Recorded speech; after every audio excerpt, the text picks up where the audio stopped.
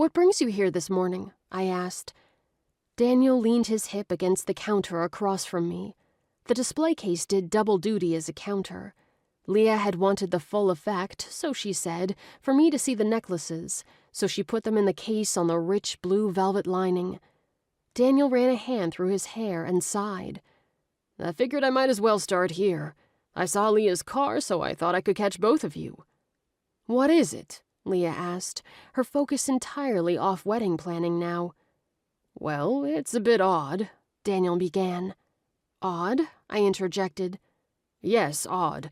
If you consider everyone on a fishing boat reporting that they heard a siren," Daniel replied. "You mean like a police siren?" I asked. No.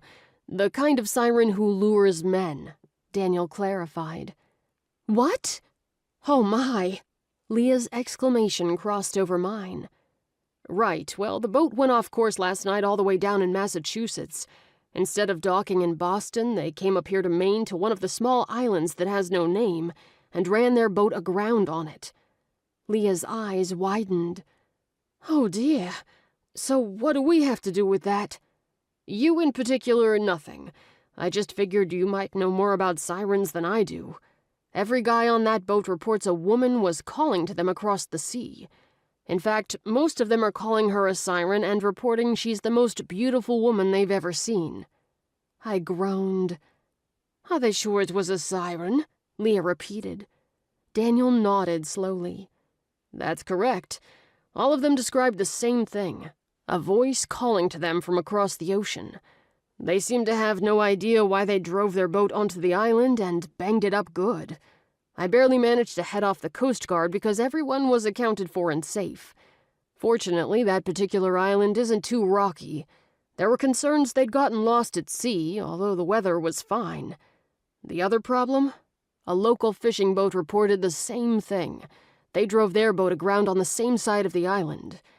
All signs point to something supernatural.